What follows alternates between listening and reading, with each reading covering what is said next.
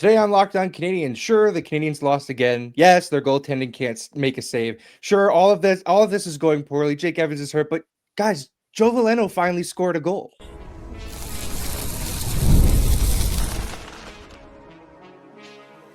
You are Locked On Canadiens, your daily podcast on the Montreal Canadiens, part of the Locked On Podcast Network, your team every day. Hello, everyone, and welcome into another episode of Locked On Canadiens. Thank you for making us your first listen of the day and for subscribing wherever you get your podcast, doing that supports us here on the show, and it makes us the #1 sports podcast network here at Locked On. So thank you for making us your first listen of the day, for always joining us. Whether they win by a bunch or they lose by a bunch, you guys are here, and we appreciate that. My name is Ian Boisvert, also known as that Maybe It's Ian. I'm joined, as I always am, by Laura Saba, also known as the Active Stick. Laura, Canes are officially in trouble, huh? Yes. Yeah. This is adversity with a capital A. How are you feeling? I think, for me, it's early. They've played 20 games so far. There is plenty of time for them to fix this, but they have to do something. Yeah, I will. Look, we're gonna cover this game first. Talk about what we saw, what we liked. That's going to be a short list. What we didn't like, it's going to take up a lot of the time. We'll talk about how we think the Canadiens can dig themselves out of whatever just happened on Thursday. And then we'll hop into the mailbag, where I know a hot topic that I kept getting on Blue Sky, and people asked us via email or however they get us their questions. We're wondering about Jacob Fowler. And I'm wondering if that's, well, we'll get to that when we get to that. I don't want to lead the witness here, but I will say trivia's back today. We'll be getting that at the very end of the show, so stick around for our trivia question. But let's start. Montreal drops this one 8-4. Admittedly, I turned it off at 7-4, and I started getting ready for the show. I was like, they don't need me to stick around for this. And then they scored again, and I was like, they definitely didn't need me to stick around for that. I stuck around. Good for you, Laura. You're the bigger person than I am. I was mad. I was upset. I needed to take a breath and walk away, and that's what I did. The story in this one is Sam Montembeault. Goaltending at large. Yes. But Sam Montembeault, I mean... It was unforgivable. I'm sorry. That was unforgivable. It's sub-NHL goaltending from him. And it's just... I hate to say this, but it's something that's been on the back of my mind for a while now. I'm starting to think last year was the odd year for Sam Montembeault. Last year when he was great. That being the 1 year that, like, well, it can happen to anybody, can get hot for a year. And this is maybe not more along the lines of what he is, but it's certainly a regression. And the real Sam Montembeault probably lies in the middle. The problem is that the middle for him, when he was playing really well, he was like a 903, and now he's an 800 or lower goaltender on most nights. Like, it's not. I find that he's a complete non-option for the Canadiens right now, which puts them in a really precarious place, because Dobish comes into this game. I think he looked better. He battled. He made saves that you probably couldn't have counted on Sam Montembeault for. But it just seems like neither of them know where their net is. Neither of these goalies know where to position themselves so they can make a save. The first Milano goal, I understand he's going to the net and it's a rush opportunity. Dobish basically, olays and steps out of the net entirely. I want to know what the goaltending coach is working on with these guys, because it doesn't seem like either of them look comfortable at all in their net, and they slide out of the net at any given opportunity. None of them knows where their posts. It just seems like it's not getting better. Which your options are: we sit you and we play the other guy who is also playing terribly, or we play you and you try to play through this. But right now, neither goaltender is rewarding Marty St. Louis for that decision. Like, who are you starting on Saturday night? We're going to be at that game. Not particularly thrilled about the red carpet they led up to this one. But, like, who are you starting in that game? If you're our listeners, you're starting Jacob Fowler. I don't think that they're there yet. I don't think they should go there, to be honest. And we'll talk about this a little bit later, because I know we have some questions about that as well. I think at the end of the day, you roll the dice. You look at, like, for me, like, it's the Leafs. It's at home. It's Saturday. It makes sense to start Sam. I do want to mention that we do have a good friend of the show who is a goaltending coach, goalie expert, statistics nerd, and a goalie coach. And we've reached out to him, and hopefully he will find some time to come on the show and talk about these goaltenders right now. I will say that he had confidence in Dobish. He was also right about Primo. He was right about Caden Primo all along from the beginning, even when the rest of us were mostly in denial. He, at the time that we had last spoken about this, Sam had only been banned in 3 games, so it was kind of like a wait and see approach. But it's been long enough now that I think that we do need to have that conversation, talk about what's wrong, if it's fixable. But his words on Dobish were positive. So I do hope that that is something that he still feels after the last couple of performances. So we will have him on as soon as we can get him on, because I know this is something that we're all concerned about. But if, like, personally for me, the instinct says that you start Sam on Saturday, because neither one can stop a puck. Neither one can stop a puck. I'm not starting Sam on Saturday. You think it's Dobish? I think it's Dobish. I think the amount of times that Montembeault has given up the first shot of the game, which he did again, and I know it's a power play. I know it's Ovechkin. He doesn't know where his net is. Off of a face-off, he lost his net. He didn't have his positioning right. If there's any time a goaltender should have their net locked down, I know exactly where I am. It's off a face-off, and he completely botched it.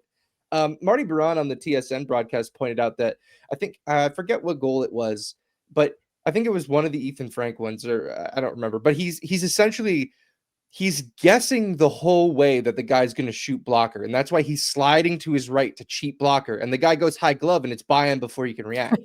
So it's just he's not trusting his positioning. He's trying to guess, and he's guessing wrong most of the time, because the second you start to feel that way, guys are just going to start shooting, whatever way you're not moving.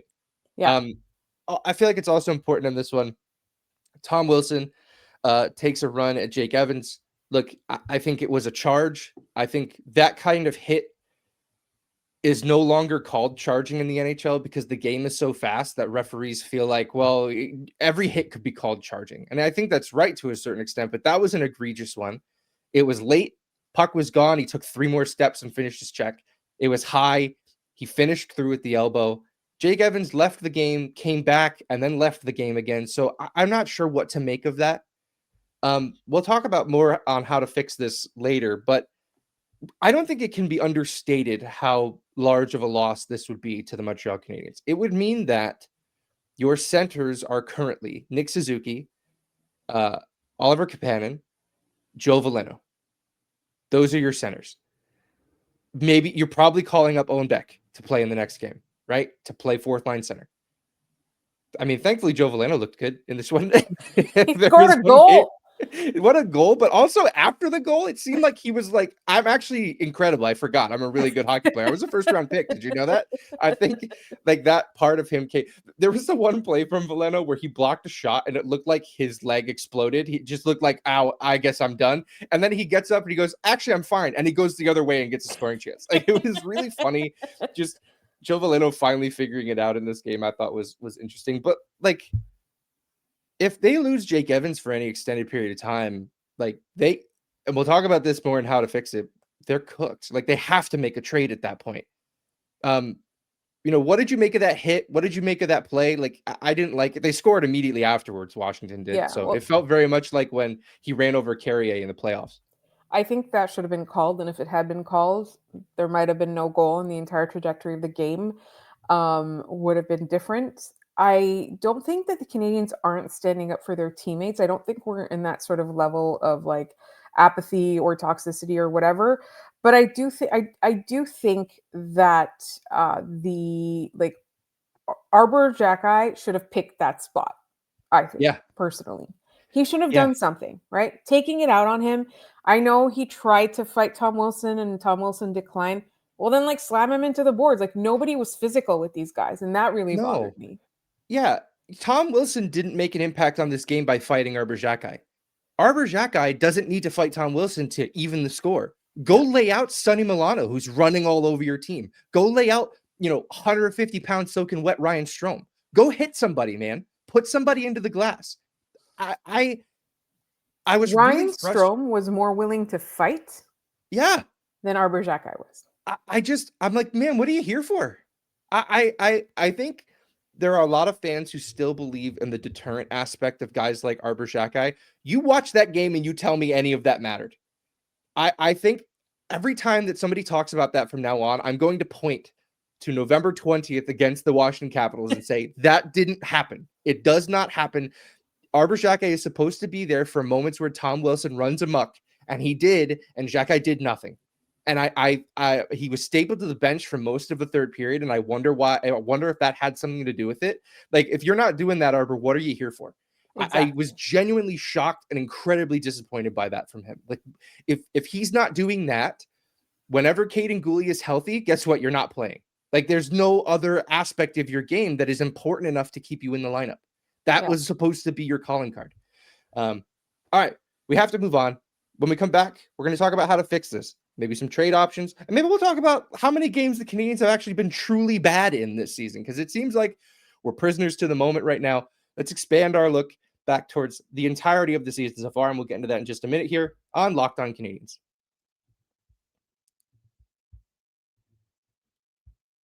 Let's be honest. Most of us can't even name all of our financial accounts, let alone what they're worth.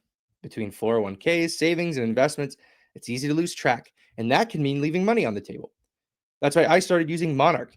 It's an all-in-one personal finance tool that brings your entire financial life together in one clean, easy-to-use interface on your laptop or your phone.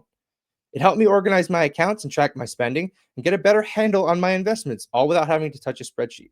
I love that I can review everything with my wife. We can see our shared goals and make better financial decisions together. Monarch's visual dashboards and smart tools make it so much easier to understand where my money's going and how to make it work harder for me. Don't let financial opportunities slip through the cracks. Use code LOCKEDONNHL at monarch.com for 50% off your first year.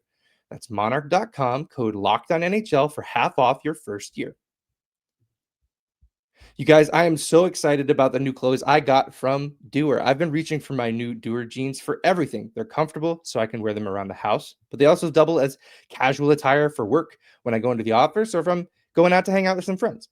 Doer jeans have 5 times the stretch of traditional denim. You've worn those jeans that don't have any give to them. Doer jeans are super stretchy, maximizing comfort. They're also antibacterial, meaning your jeans stay fresh longer, so you can wear more and wash less. And they're made with Cool Max that regulates your body temperature and wicks moisture. For me, that's the biggest feature. I run super hot, so Doer allows me to wear jeans that I love while keeping cool. Doer are pioneers of the blending technical innovation with everyday clothing. They invented the original performance denim, and once you've worn a pair, you won't be able to go back to the other stuff. They also make some of the most comfortable t-shirts, including a casual t-shirt that I now have, and I love it. It's super soft, super stretchy, and it's a little bit classier than a lot of the t-shirts I have. Simply put, Doer makes the world's most comfortable pants without having to sacrifice style. Trust me, once you try these, they'll be your go-to, just like they are for me. Get a pair for yourself or as an amazing holiday gift. Go to doer.ca/lockedoncanadians and you'll get 15% off your first order. That's doer.ca, DUER.ca/lockedoncanadians for 15% off. doer.ca/lockedoncanadians.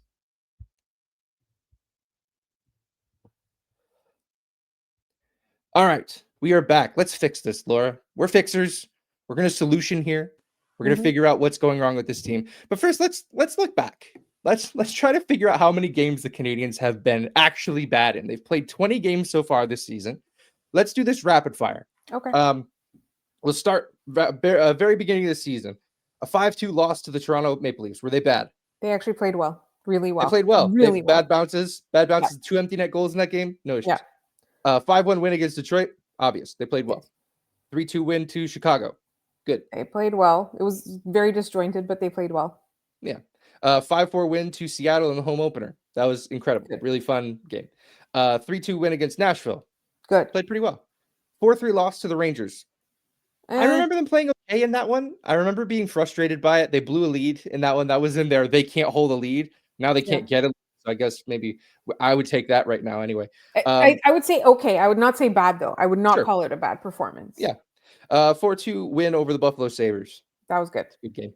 2-1 win over the Calgary Flames. It was really low event, but they proved that they could win those kinds of games. Yes. 6-5 loss to the Edmonton Oilers. That was actually really good. They played really well. Really well in that game. They deserved a better fate in that one. Yeah, they almost ran 4-3 Edmonton out of the building. Yeah, for sure. 4-3 win over the Canucks. I think they were good. Neither of us watched that game. We only watched the highlights after, I think. I caught it when I got home. They were okay. They were good in that one, good enough to win. Yeah. A regulation win, so we have to hand it to him there. 4-3 win against Seattle. I still think good. Yeah, I think so too. 4-3 win against Ottawa. Good. 5-4 overtime loss to Philly. I thought they were good. That beginning was tough. Again, it was a Sam Montembeault allowing the first shot, right? I think it was it Sam Montembeault? Whoever it was allowed the first shot. That I remember.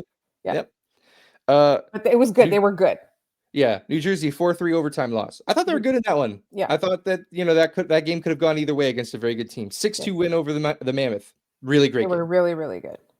That's one of Montreal's peers. I thought they played them really well. Yeah. 5-1 loss to the Kings. That one they were actually bad. They were actually bad in that one. 7-0 loss to the Stars. Despite the score, they weren't actually actively bad. I didn't think they played great. It wasn't 7-0 bad. I'll put that as a bad game, but not to the sense of it was like a 3-1 bad. Yeah, exactly. 3-2 loss to Boston. I thought they played really well in that one. Yeah, I didn't hate that one at all. 4-3 loss to Columbus in overtime. I thought they played really well in that one.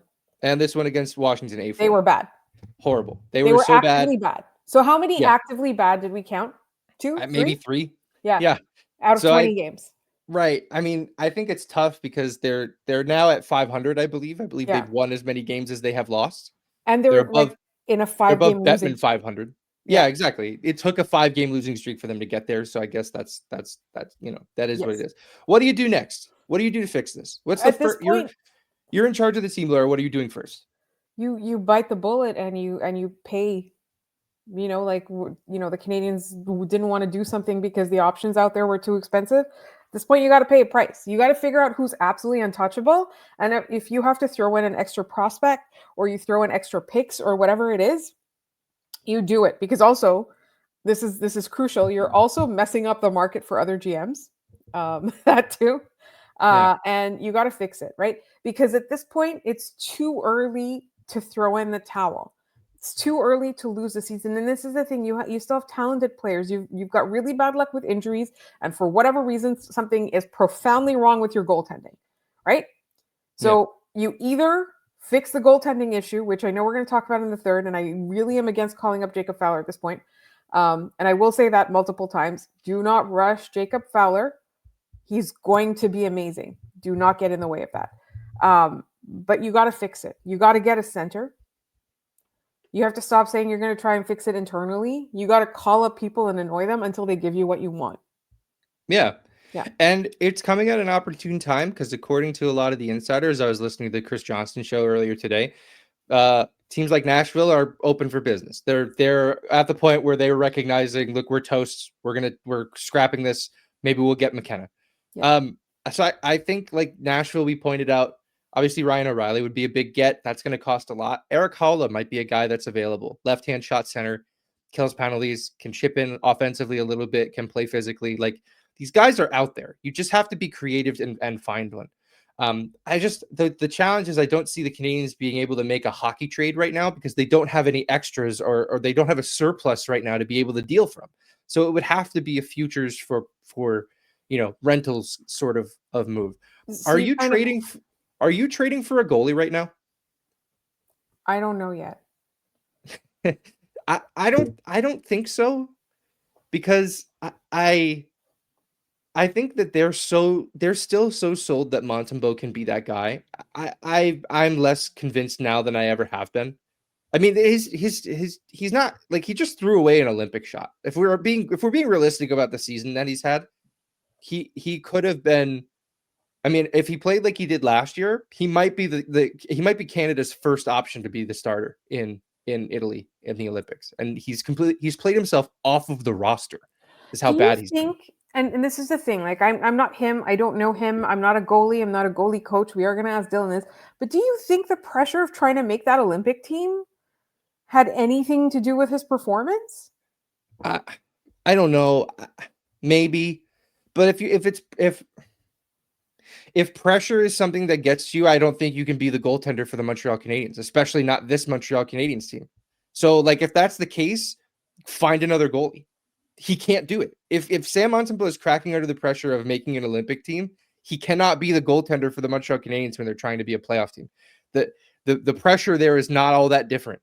No, I absolutely agree with you on that front. I'm just saying, like, do you think, like, I'm just trying to figure out, like, how to fix this, because I do think at this moment in time, though, you start to consider your Dobes your starter because he has objectively been so much better than Sam Montembeault. Last few games notwithstanding, overall body of work, he's been so much better than Sam Montembeault. So now you consider him your starter. But do you call up Jacob Fowler? For me personally, not yet. I'm not ruling it out entirely for the season. I'm saying not today. And I also, do you trade for a goaltender? No. If someone is available on waivers, you have that conversation, but you're not giving up assets for a goalie right now at this moment in time. Yeah, because also, who's trading one? If someone was trading a goalie, you think the Edmonton Oilers would be playing with the goalies they have? Like, I just don't think that's an option. All right, we'll leave that there. We tried our best to fix it. Let's see if they listen to us. We'll yell at them on Saturday while we're there. I think Kent will be able to hear us. We'll leave that there. When we come back, it's Friday. We're hitting the mailbag, and we have some questions. We will start our mailbag talking about the option of going to Jacob Fowler, and we'll get into that in just a minute here on Locked On Canadiens.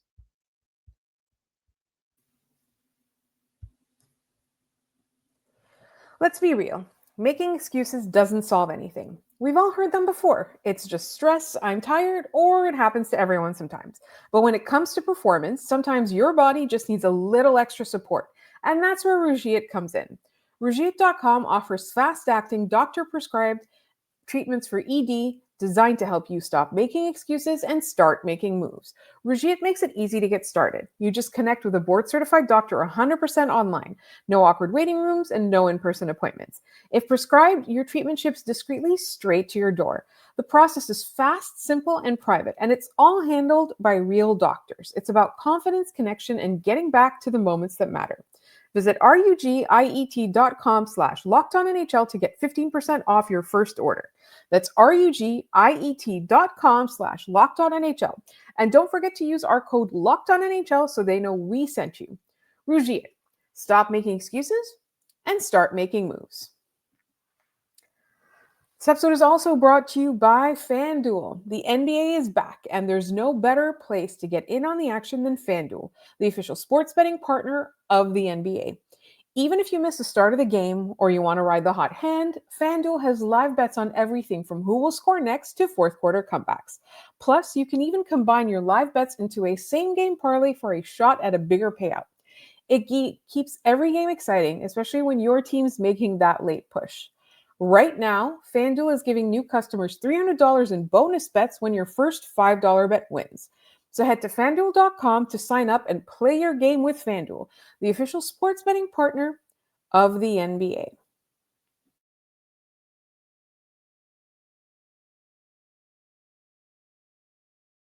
All right, we're back. Let's hit our mailbag, huh? First question, and it's a first question in multiple ways. It's this person's first question sending into us. This comes to us from our buddy Brody from Delaware. Of course, we have faith in our goalies and are always rooting for them to get their game back. But at what point do we consider trading one or calling up Fowler? That is first time submitting a question, Brody from Delaware. Thank you, Brody. Thank you for sending in a question. We love to hear from you guys, and glad you wrote into us. You are very opinionated about Fowler. I'm going to let you go off on this one. What are your thoughts on calling up Fowler at this point this season? I think when you're looking at the Montreal Canadiens right now, even when Newhook and Gouli and Doc were healthy, if you have an honest conversation with yourself, then you look at the team and you ask yourself, is this a Stanley Cup contender this year? And I have to be honest with you, ça sent pas la coupe. Or ça sentait pas la coupe when they were healthy, right? Right. So now is not the time to call up Jacob Fowler, because you need to maximize his development to the point where when you're looking at your NHL roster, you're looking at this team and you're like, these people can go to the conference final, they can make a Stanley Cup final, they can make a run for the cup. That's when you need Jacob Fowler to be ready. So if you get in the way of that in any way, you are messing up your long-term contending purposes. And I have to tell you, and this is something that our goalie expert will tell you. In fact, any goaltender can probably tell you. Please, I know we have a lot of goalies listening to the show. Playing at the AHL level is not in any way the same as playing in the NHL level. And when you go to the NHL level, you have to change your game. You have to evolve your game. You have to change the way you play accordingly. So if Jacob Fowler is ready for that, that's when you call him up. But his body of work in the AHL, though spectacular, and I will 100% that this kid has been spectacular and he looks like the future of goaltending in Montreal, doesn't mean the body of work the sample size is too small. The body of work is not prolific enough. I need more information. Maybe the Montreal Canadiens know something I don't. Maybe their experts know something I don't. Maybe the goalies and the goalie coaches out there that listen to the show will fully disagree with me. But that's where I'm at on this, and that is my opinion. I'm saying if the Canadiens were looking close to Stanley Cup contending, you call them up. I don't think so. I think this was going to be a fun season. I think they were going to make noise in the playoffs. I still think that's possible. I don't think this is a lost season. It's November. It's November, right? It's November, and they're matters. playing their worst hockey right as everyone's getting hurt. And I after a loss like 8-4 and a 7-0 week, like I know it's easy to just go to that's all it's toast, we're cooked, it's done. But they are going to get healthy again one day. It's this core's group. It's their job to stay afloat. Now, I agree with you on Fowler. I think that's not the move right now. I also think just calling him up to be a savior in this sort of moment is just sending all kinds of the wrong message. What about Kaapo Kähkönen, who is their backup in Laval right now and who was sort of signed for the express purpose of being this guy? Yeah. Right, of being a guy who you can call up to the NHL team to make a spot start here or there to keep the team afloat. Like right now, Jacob Fowler in the American Hockey League is a 9.21 and a 2.11 with a 6.4-0 record. Kaapo Kähkönen is 4-2, a 9.19 and a 2.35. Now the AHL is a different beast. You're right; it's not the same stuff, and I'm definitely not saying that, but we can only go off of the numbers that we have in front of us. And we also didn't love him in the preseason. I think that's key. It's true, we didn't, but we did love Jacob Dobeš in the preseason, and look where we're at. Yeah. Right, like. That was a long time ago. A month in the National Hockey League is a lifetime. I wonder, could they send Dobeš down for a few games, let him get a few starts in Laval, let him build his confidence back up, have Kähkönen either back up Montembeault or play Kähkönen a couple games, and see what happens. I'm after curious. Saturday though. Honestly, I think any three of those guys give the Canadiens just as equal of a chance to win. I think that's the state of the goaltending for the Montreal Canadiens right now. All right, let's move on because we have two more questions we want to hit before heading out for the weekend. Adam Firebear asks, this would be my mailbag question. What are players doing or not doing to achieve this undesired state of not ready? Like your whole day is aimed at a game with tons of staff support, and even the lowliest players are making like $500 a minute. How do bad starts like this happen? How do you think that goes? Because a lot of teams deal with this, not starting on time, young teams especially. Like, what do you think is the cause of that?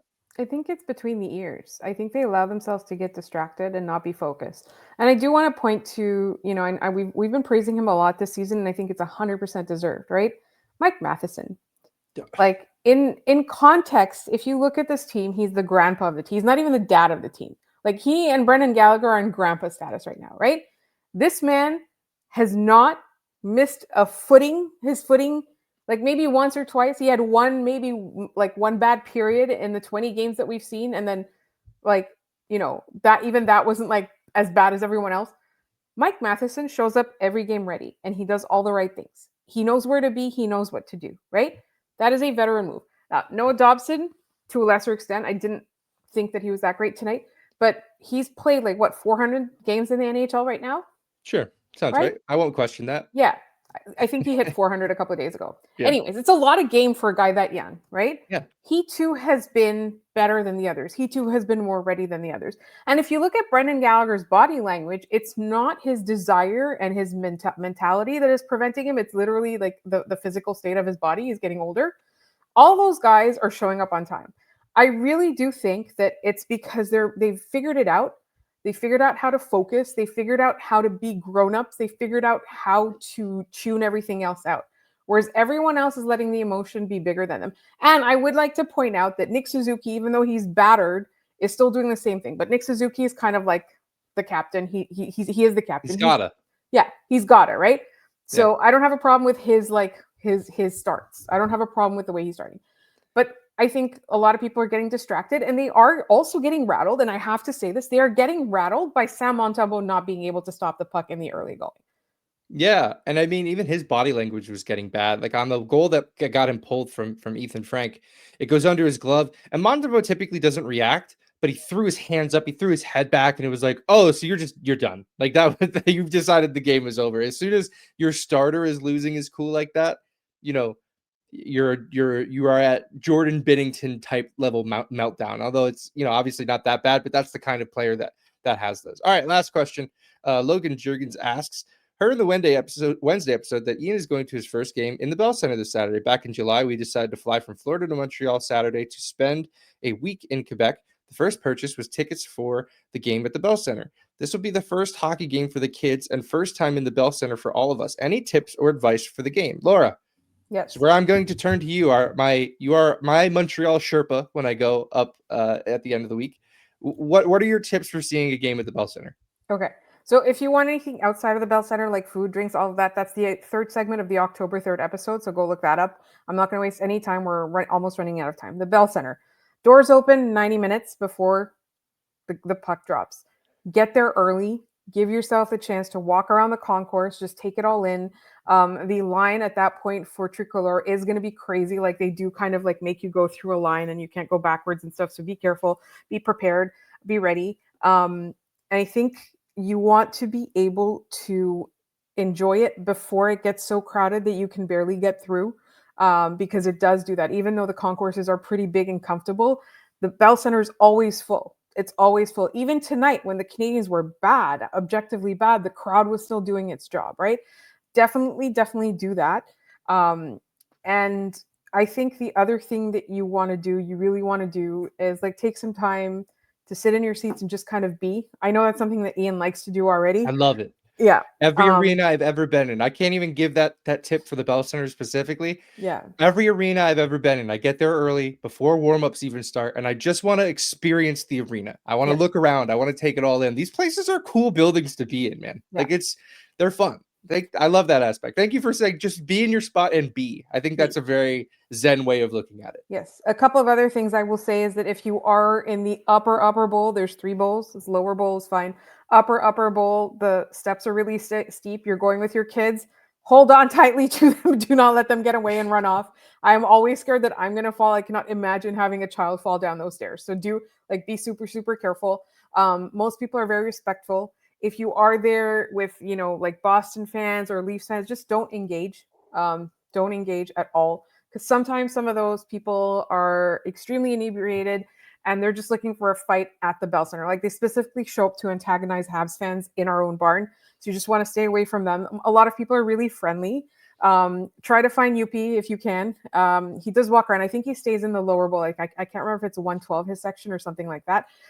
But try to find him. Also, just when you get there early, also consider food. Like if you are planning to like snack at the game or get a drink or something like that, do it early, because in between periods, if you get stuck in a line, it's gonna you're not gonna get back before the puck drops again.